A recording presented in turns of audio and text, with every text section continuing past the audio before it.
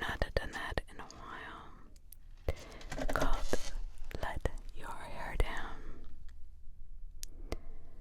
Let your hair down. Let your hair down. There was a bit thin at the top. That didn't matter though, she was used to it. Rapunzel was leaning on the windowsill of her tower, letting the cool night air caress her white face. Her beautiful blonde hair trailed across the small room she was confined to, and settled in a small pile in the corner by the door. Yes, there was a door, but she was never allowed to use it. She didn't even know if it could be used. As far as she knew, it had always been closed. She turned slowly away from the window, leaving the shutters open and allowing the light breeze to roll in, and blew out the large candle by her bedside. She was already 17 and had yet to see another human, aside from her mother, who left every morning at 8 and came back every night at midnight. She was late today, and Rapunzel was too tired to worry about her, and frankly too tired to listen for a raspy voice to yell, Rapunzel, Rapunzel, let your hair down. Rapunzel was lying on her bed, on her side, breathing softly. The only light that shone in the room was that of the full moon.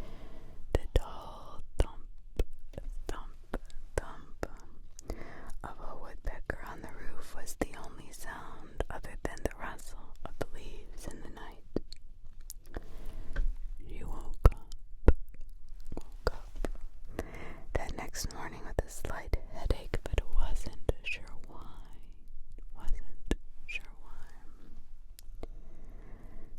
She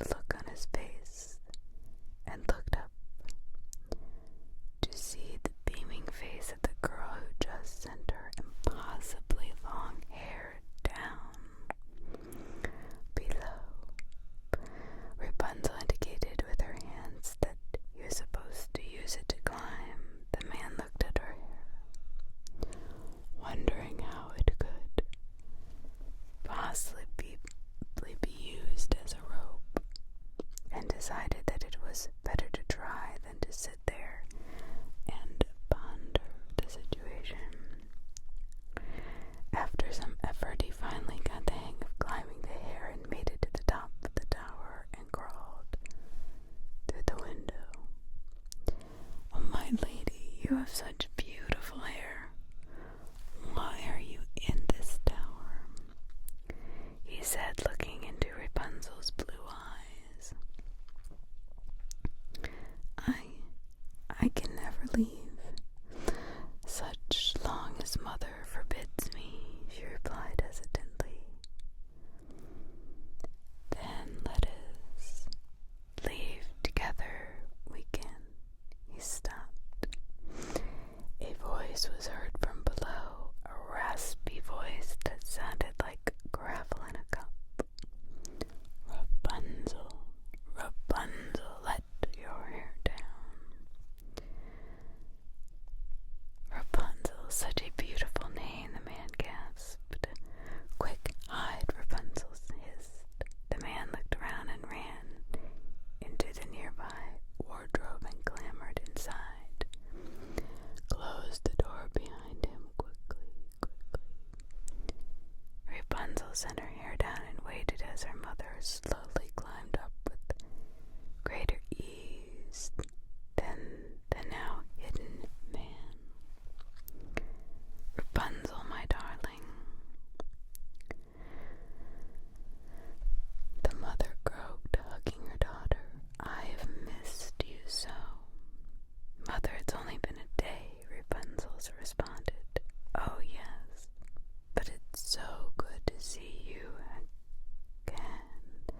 "Something's wrong." The mother stopped immediately and looked around the room, the way one looks at the sky for a flying object that has been lost in the sun.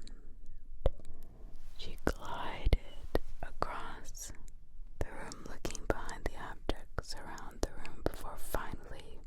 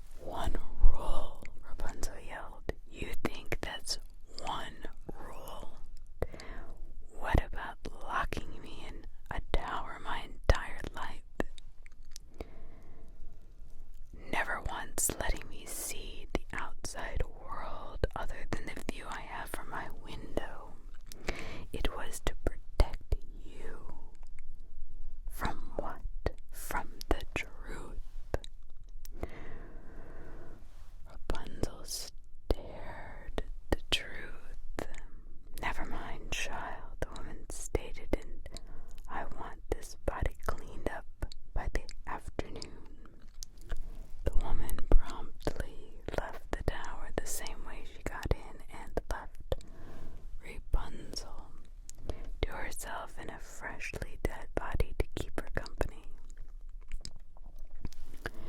That night, the old woman had come back. Rapunzel, Rapunzel, let your hair down. No response. Rapunzel, Rapunzel, let your hair down. Silence. After several failed attempts of getting her daughter's attention, she decided to use this stairway that was long sealed off to condemn the possibility of escape. After some difficulty, she was able to extract the lock from the door and enter the room. It was silent and dark. The only sound was a slow and monotonous creak, creak, creak, creak. The candle by Rapunzel's bed was lit by the mother and revealed the horrendous sight above her. Her beloved daughter was hanging from the rafters by her hair, slowly swinging back and forth, making the rafters creak, like a parody of the owned woman's voice.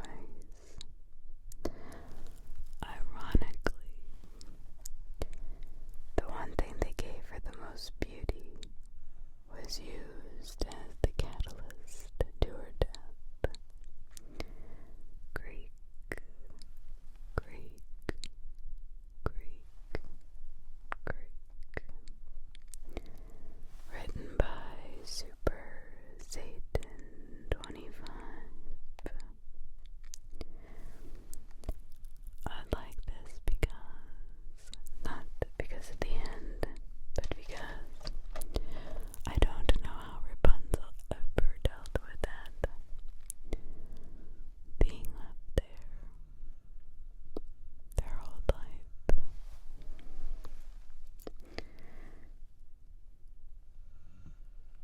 My dog is now scared, is now snoring.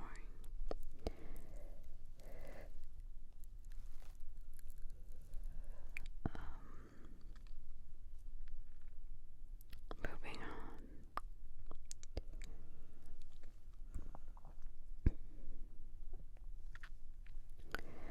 Moving on.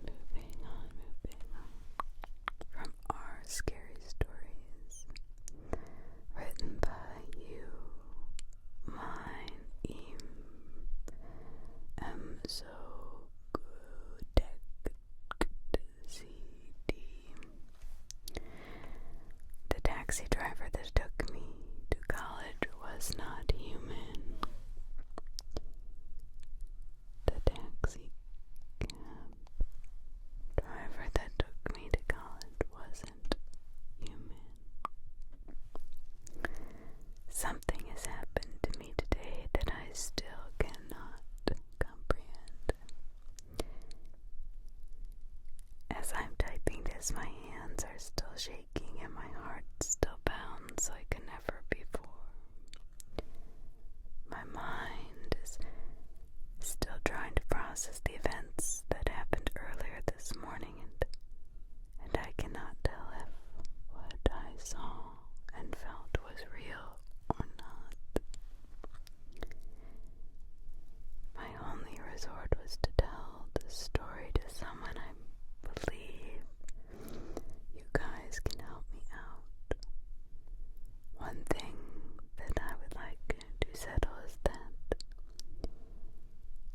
and I am pretty nervous typing this, so forgive me for any mistakes I make.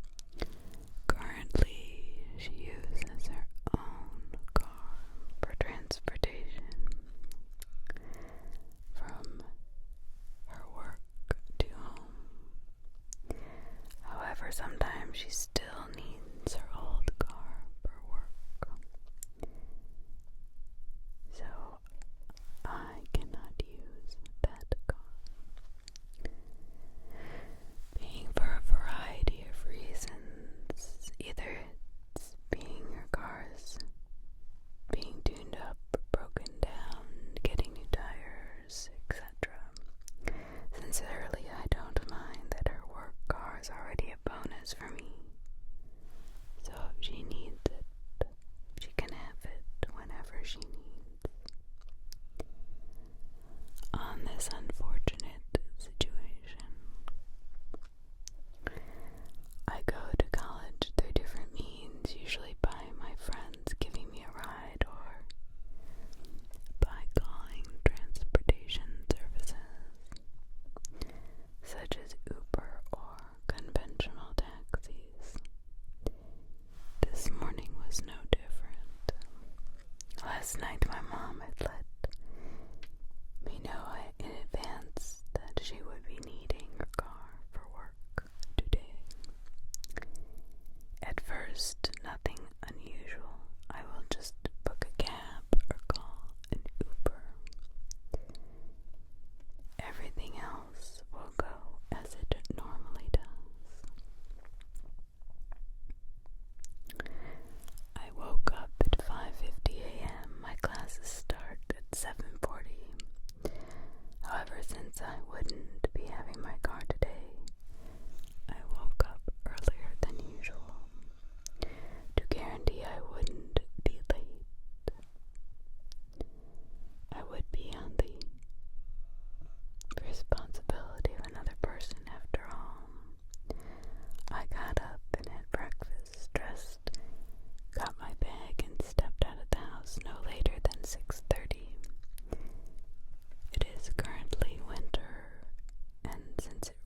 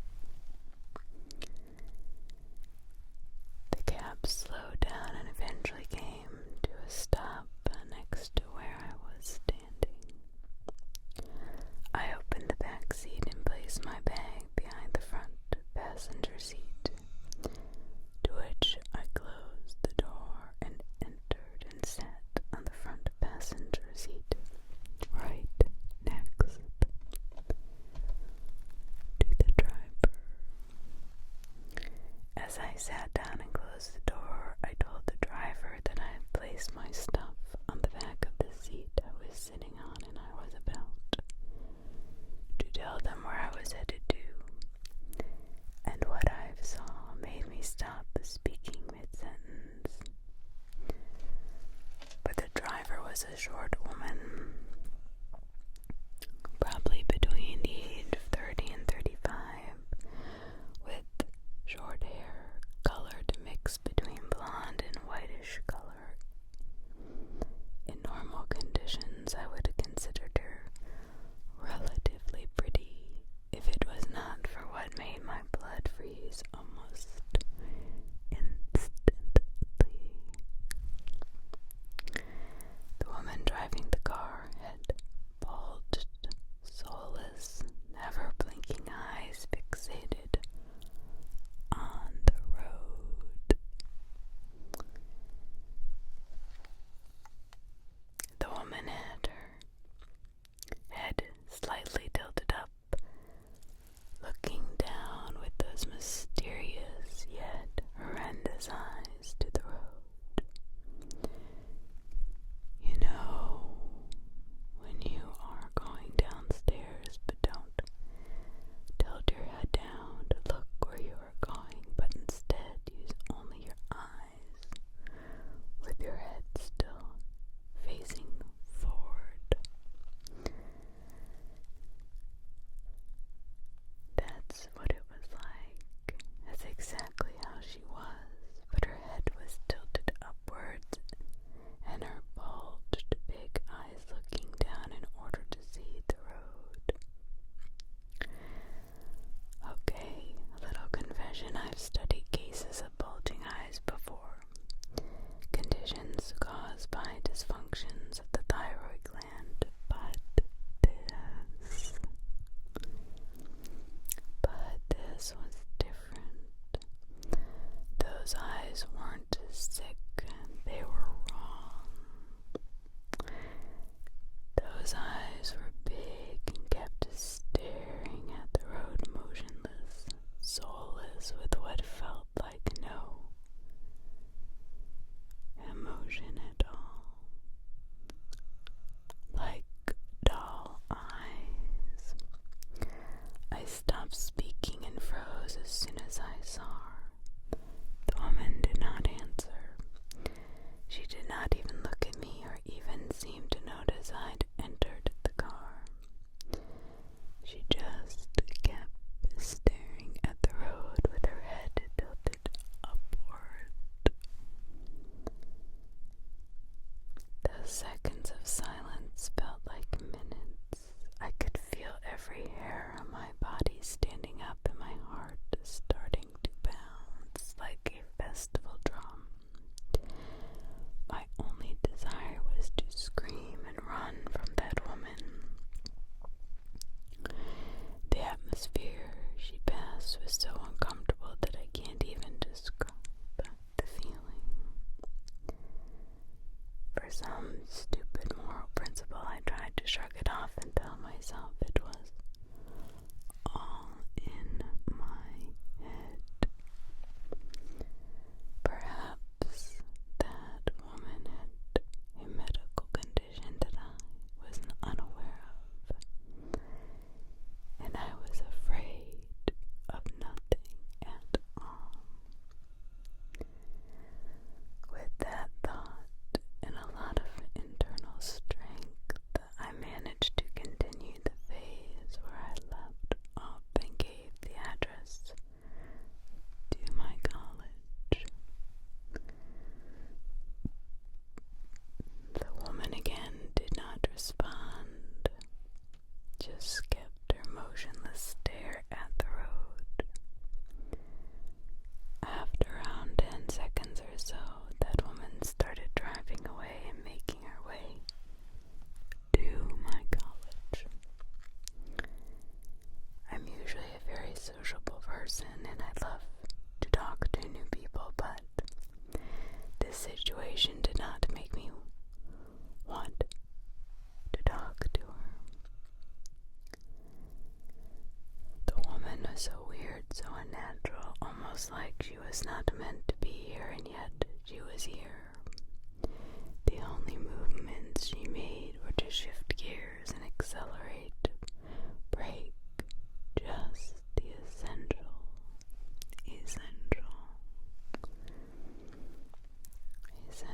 movements to operate the vehicle. She did not look both sides. She did not check the side mirrors when crossing intersections.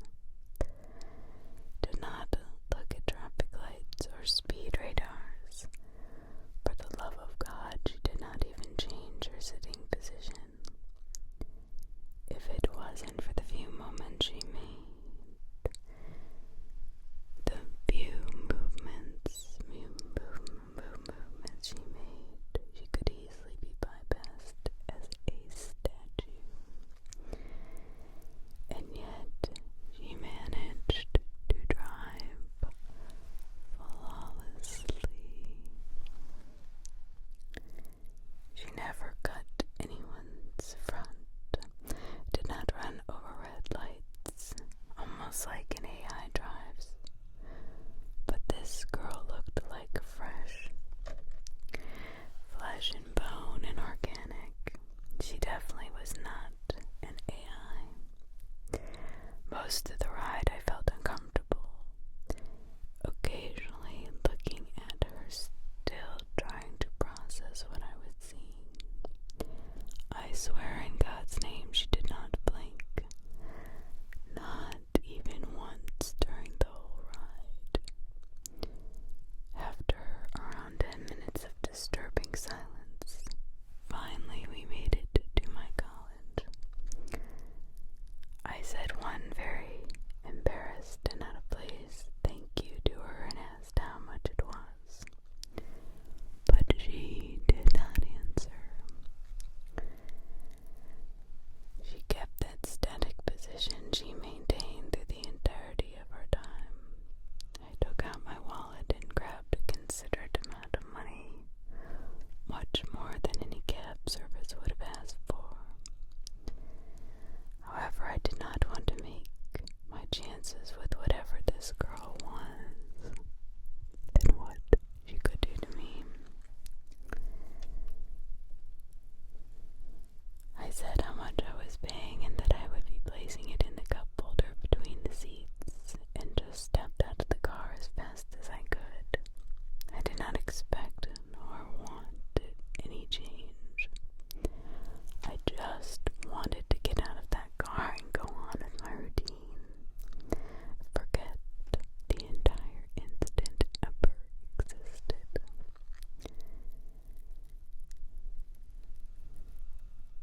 While I was stepping out of the cab, I told her, even without knowing if she was listening or not, that I would just grab my bag in the back seat and leave. To which there was no response, of course. I shrugged it off, opened the back seat door to grab my stuff. When I opened, I saw that my bag had rolled over to the opposite side from where I was standing on the way, which meant that I would have to reach all the way down on the floor on the car inside to grab the bag handle in order to take it out. I really did not want to spend any more time inside with that woman than necessary, but I needed my books. With one fast prayer to all the gods I knew, I semi-crawled to the back seat in order to grab my bag handle and just get out of there as soon as possible. And that's when it hit me. Out of a sudden, a wave of panic descended on me. My fight or flight response activated. My blood rushed, my heart bounced like never before. I felt a sheer wave of an ice like cold sensation spike through my organs. My sweat was as cold as water that drips out of the freezer. The fear in me grew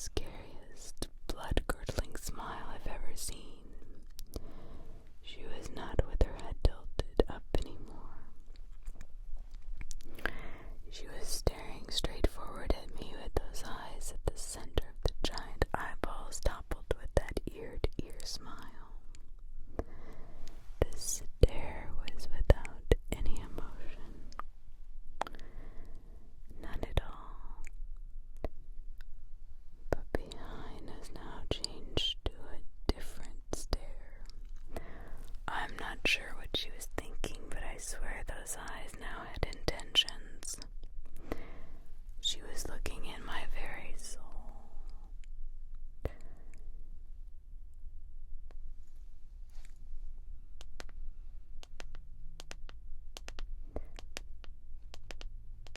With a killer-like instinct that made every soul and cell in my body scream in agony. It was almost as if I was standing before a starving lion that had not eaten for weeks. This is probably the first experience I've had with what feels like to be stared at by an assassin. My mind was rushing, comprehending the danger of the situation. The girl suddenly steps on the gas and takes off with the car faster than I could follow. It's still staring at me and not at the road. I was still inside the car with my bag in hand when she did this, and I still don't know how I managed to jump out without hurting myself. That could have gone wrong in so many ways, but I managed to stay in one piece. I left the car faster than I ever thought I could. As I saw the cab go, although I could not see her, I could tell clear as day that she was watching me as she drove away. It took me several minutes to come to myself again. I puked on some plants on the side of the parking lot and practically dragged myself to my empty classroom. Even though my friends eventually came and my classes started, I couldn't focus, because every time I closed my eyes, I saw that woman, that monster that made me fear for my life. More than I've ever imagined. I'm now in a bathroom stall with my phone in hand, typing everything I felt, feel, and lived. Telling this via written story is way easier than telling face to face without breaking into tears or having a panic attack. Just remembering this incident makes me anxious and nervous.